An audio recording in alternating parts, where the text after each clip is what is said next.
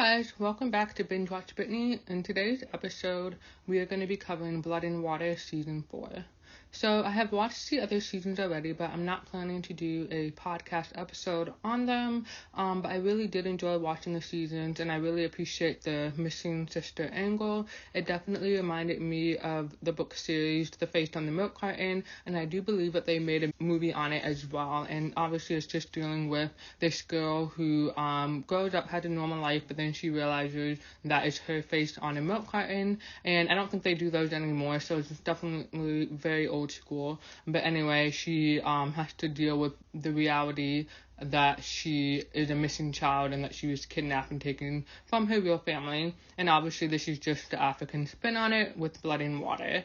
I do want to point out that I'm not saying that this show is based on The Face on the Milk Carton, but it just reminds me of it. And I also like how in this show they portray African culture. Specifically, they're showing you what the teenagers are doing, and it's very typical of what you would see in American teenage communities where they're hip, they're trendy, and specifically because they are African, they have different hairstyles, braids, and all of that. And so it's really good to see, because we do see that on All American, especially on All American Homecoming. So I really do just like how they're hyping up Black culture. With all of that being said, let's go ahead and get into our key points of the season.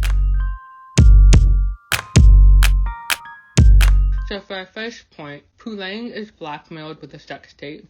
At the start of this season, we have Poolang dealing with the death of her dad. This was the result of her really trying to figure out everything with Fixed and identifying that she was her sister who went missing all those years ago, and obviously connecting it to Point of Grace and KB's parents and so on. And so she's just dealing with the loss of her father.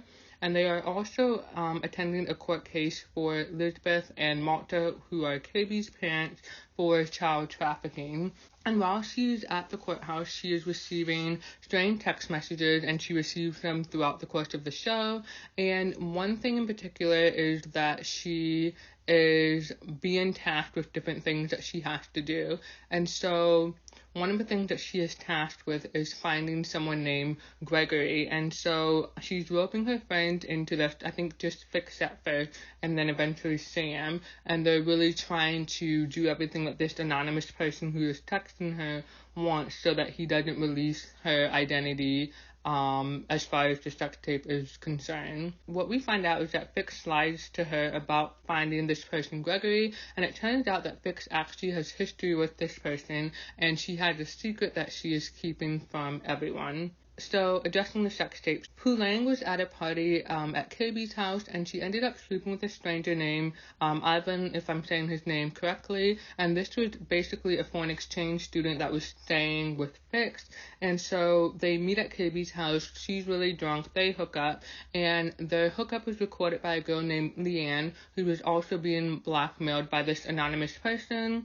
And he was blackmailing her with her nudes, and so she obviously didn't want that to be exposed, and so she was willing to record Poolang and basically help the person who is blackmailing Poolang. So as a result of all of this going on, the gang is really trying to figure out if this is the work of Point of Grace, and so Poolang is able to get Fix to talk to KB into going to see his dad just so that they can get more answers. And his dad, Malta, is basically just trying to warn them off of whatever they're planning to do, because he knows how dangerous everything has been leading up to this point. So eventually we have the video being released, but we have people's faces being censored, so everyone is really trying to figure out who it is in the video. And it should be obvious because Ivan is white and Poolang is black, so they're obviously going to be looking at interracial couples to figure out who this is. So at first they think it's Wendy and Chris, obviously it's not them, but then we have Poolang dealing with needing to tell her mother that this is happening,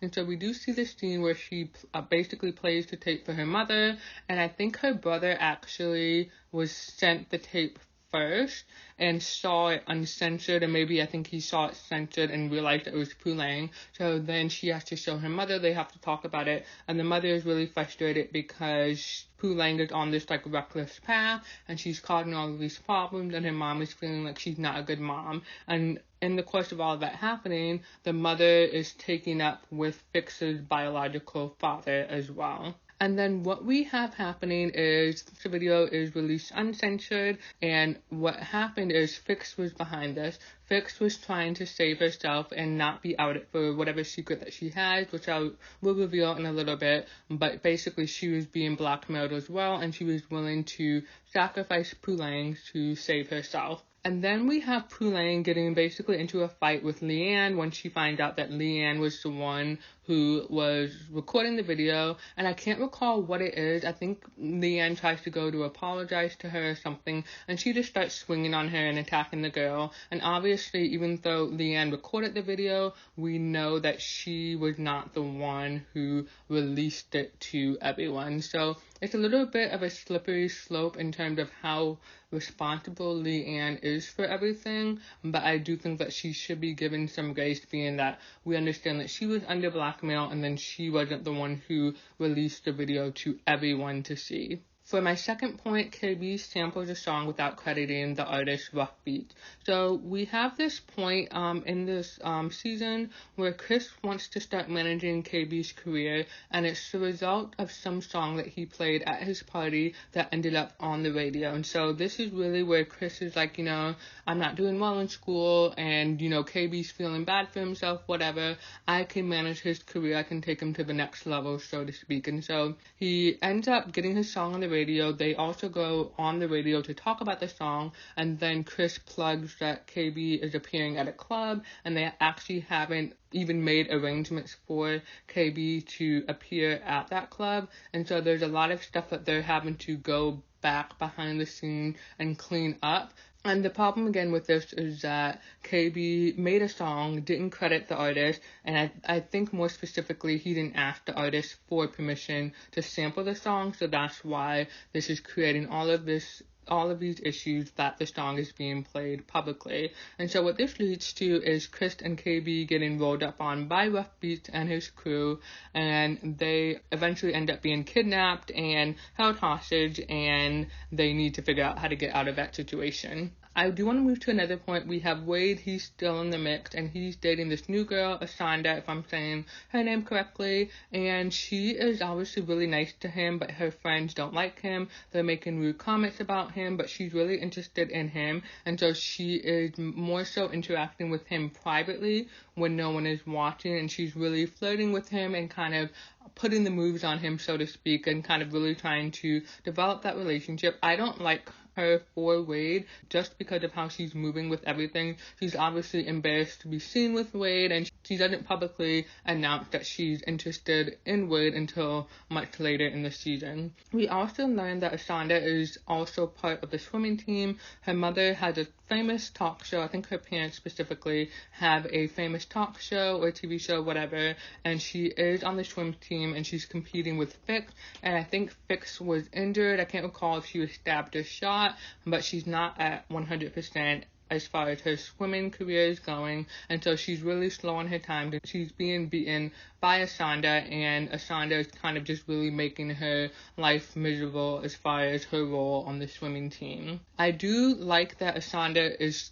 quick to quiet her crew when they're making fun of Fix, but she is the primary reason why they are even targeting Fix in the first place. For my third point, Chris gets caught cheating and selling tests. So Wendy and Tahina, if I'm saying her name correctly, are basically the top of the class. They are supposed to be leading by example for the rest of the class, and they're supposed to be scoring high on their tests, but they end up failing or not doing as well on a test, and then Tahina overhears like 3 other people or whatever that they did well on the test. Wendy and her are confused by this, and we have Tahina like out at a bar that Lunga is kind of the bartender for, and she overhears them basically purchasing test answers from somebody, so she understands that they are cheating.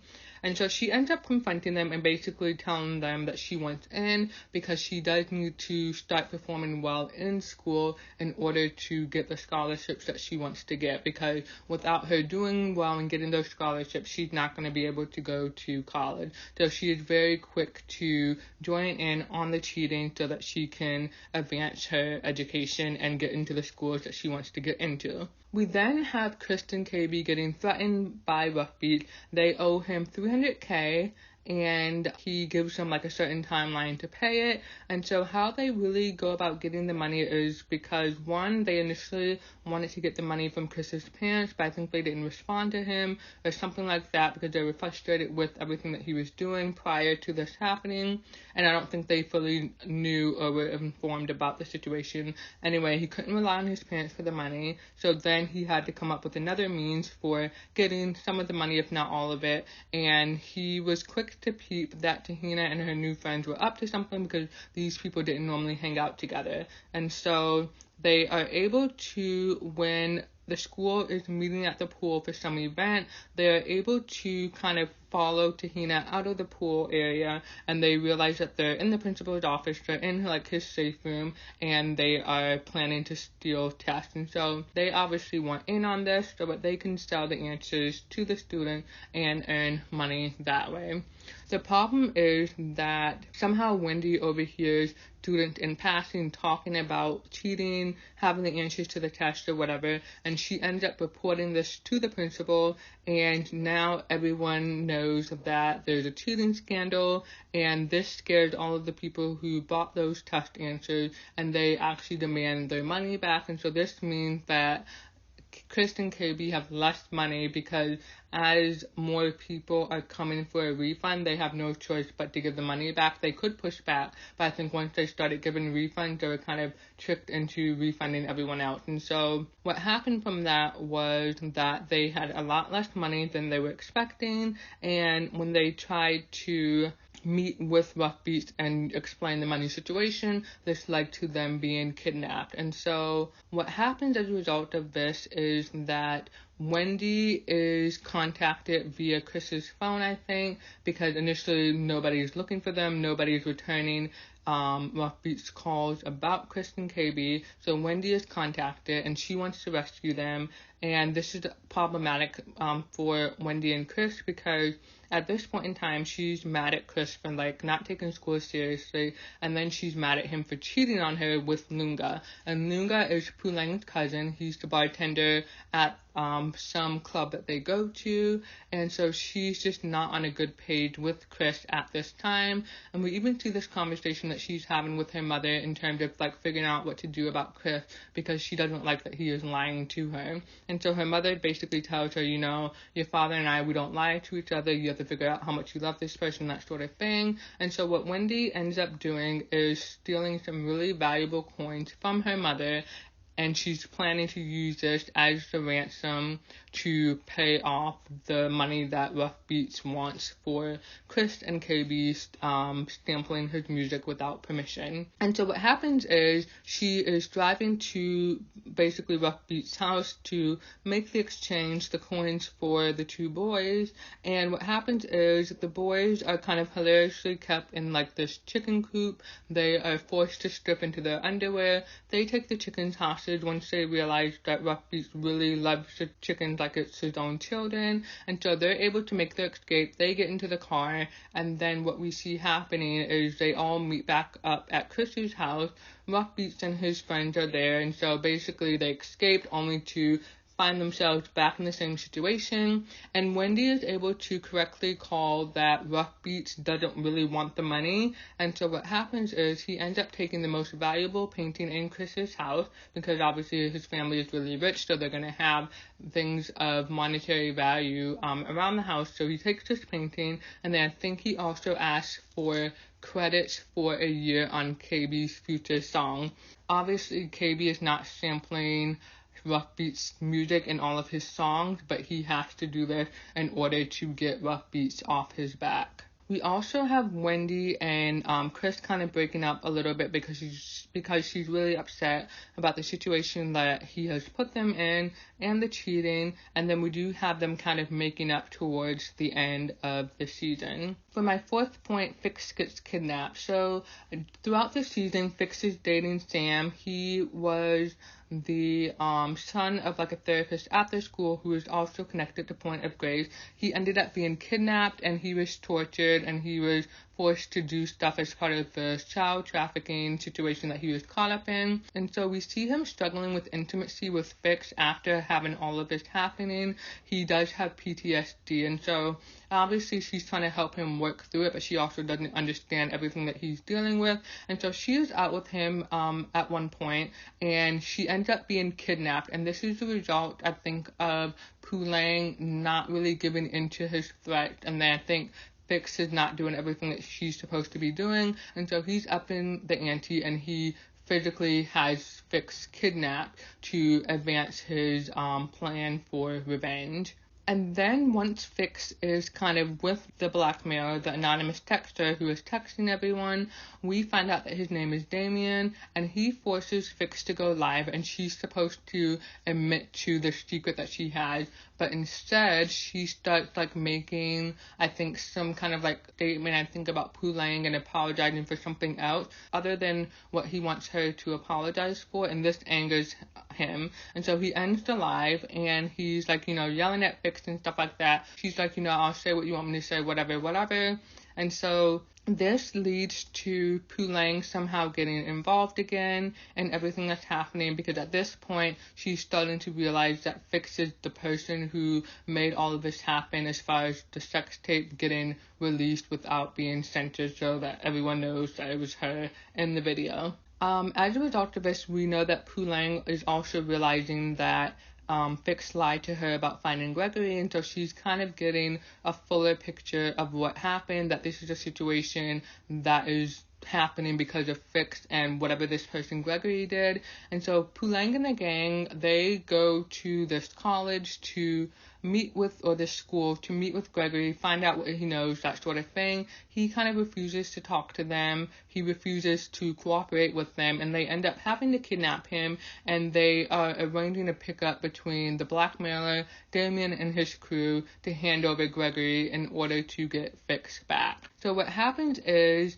they end up being pulled over on the highway. They have Gregory in the trunk. He ends up waking up or something like that, because I think he was knocked out, and he's banging on the truck. The cops get concerned about what's happening, and then Poolang has to drive off in the car with Gregory still in the trunk so that she can get to where she needs to go in order to hand Gregory over. So we see that once she gets to the spot, two of Damien's henchmen come up to her, they start beating on her, and then they basically tie her up, throw her in the car, and they end up going to the point where they're supposed to meet Damien and Fix. This leads me to my fifth point, the gang frees Fix. So what we find out is that Fix has a secret. She was friends with Damien. He was kind of like the outcast, but he was also on the swim team. Gregory invited Damien to the pool to hang out with them, and there was some sort of altercation that happened, and this led to Gregory trying to drown Damien. And as a result of that, Damien was kept under the water for a really long time, so I think he was really in critical condition. And this was basically considered like some sort of initiation ritual, but it turned more aggressive than it should have been, just because Damien talked smack back to Gregory, and Gregory didn't like it, and he overreacted. And so once Fix realized that the situation is turning bad, she tries to get Gregory to back off, and then she has the other guys basically get into the pool to get Damien out, and then they all run off, leaving her with Gregory. And so what happens is they're all questioning on what happened. Gregory is kind of threatening Fix about her involvement, being that she was the one who invited Damien to the hangout where he ended up being held under the water. And so Fix obviously is very scared, and she lies about what she saw. She says that it was just her and Damien in the pool, no one else was involved. And so as a result of this, Damien was in the hospital for a long time. He did rack up a lot of bills. He was never properly compensated or acknowledged as far as everything that Gregory had done to him. So his whole life was changed by this. He was no longer at that school. His father was already struggling to pay the bills as far as Damien going to that school, and then the hospital bills just added on to all of that. So the person who is blackmailing Poulang and Fix is Damien, and he's just really upset about the way that Fix betrayed him, what happened with him and Gregory, and the fact that he is basically struggling to kind of move forward from this situation, because he did consider Fix a friend, and he might have had a crush on her, and then she betrayed him when she was forced to take Gregory's side. And so what happens is we have, again, Poulang and Gregory being tied up in the car and driven to the school that they attend, basically, but they're just in this abandoned or shut down part, and this is where Damien is keeping Fix. And so what happens is a bunch of cops show up to that location, because I think once they realized kind of what the gang was up to, and they were able to somehow, I think, track down where Poulang was, and so they have all of the cops showing up outside of the school. They're trying to get Damien to come out with Fix. He won't, and the gang is trying to talk Gregory into giving himself up to Damien, but he is refusing, and so Poulang and Sam have to basically force him to agree to go in with Poulang. And so at this point, all of the parents are there. They're trying to keep Poulang and Gregory obviously out of the building because they don't want more people to be held hostage. Poulang and Gregory are able to kind of get away from everyone and sneak into the building and basically hand themselves over to Damien. And this leads to Gregory and Damien having words. We do have words between Fix and Poulang because, again, Poulang knows that Fix outed her, and then obviously Fix is trying to keep her secret of how she was involved in what happened to Damien. And so we do see at this point Gregory and Damien are struggling over the gun. I think a gunshot goes off. Gregory is able to get away from Damien, and I think he gets back to where the rest of the crew is. I don't recall what happened with Poulang, how she was able to get away, but in the end, it is just Damien and Fix. And so what happens is Damien is communicating with an officer in charge, and she is basically trying to get him to turn himself in, hand over Fix, and he is not agreeing to do that because he knows that once he gives up his lovers, basically, he is not going to be in a good situation. And so we have Fix really trying to talk him through this, telling him, you can still be with your dad. I'll make sure that I can get help for you. My dad's very powerful, that sort of thing. And so what happens is Damien walks Fix down to the front door. They're standing in front of everyone. They're trying to get him to let Fix go. He still has the gun in his hand, and he does let Fix go, but then he turns the gun on himself. And we see this really courageous thing from Fix. Obviously, we know that she's the reason why all of this is happening, her and Gregory, and she sees what Damien is about to do. And she ends up going right back up to him and basically talking him out of killing himself. And she's just reminding him that, this is not the worst that's going to happen to you. I'll help you. You have so much to live for. It's not worth killing yourself over all of this. You can still make things right, that sort of thing. And she is able to talk him down. And I really appreciate it that she did that because she didn't have to, but she did the right thing in trying to be there for Damien and keep him from making an even worse decision. And then after all of that happens, we have the seniors graduating from high school. They have a little get together like on the cliffside or whatever near the water, and that's kind of where season 4 ends. So to go ahead and wrap up this episode, I really appreciated watching season 4. I have been Googling to see if they're doing a season 5. I'm not sure at this moment if they are, but I would definitely be interested in seeing where this gang goes from here. I do want to highlight that one thing that they did show in the ending of season 4 was that Poolang went to visit KB at, I guess, the new school or whatever that he was at, and so obviously there is a cliffhanger there as far as what will happen with them, because they were dating in a previous season, and then she started dating Wade, and then she hooked up with Ivan, so there was just a little bit of messiness there, but there is a cliffhanger in terms of whether or not they will get back together. I'm not sure where the show goes from here, because obviously it was very focused on finding out what happened to Poolang's missing sister. We have found Fix, and so we wrapped up that storyline. I'm not sure where else they can go, but I hope the writers do figure it out and that we do get another season of Blood and Water. With all of that being said, I'm going to go ahead and wrap up this episode. Thank you for listening, and I'll see you in the next one.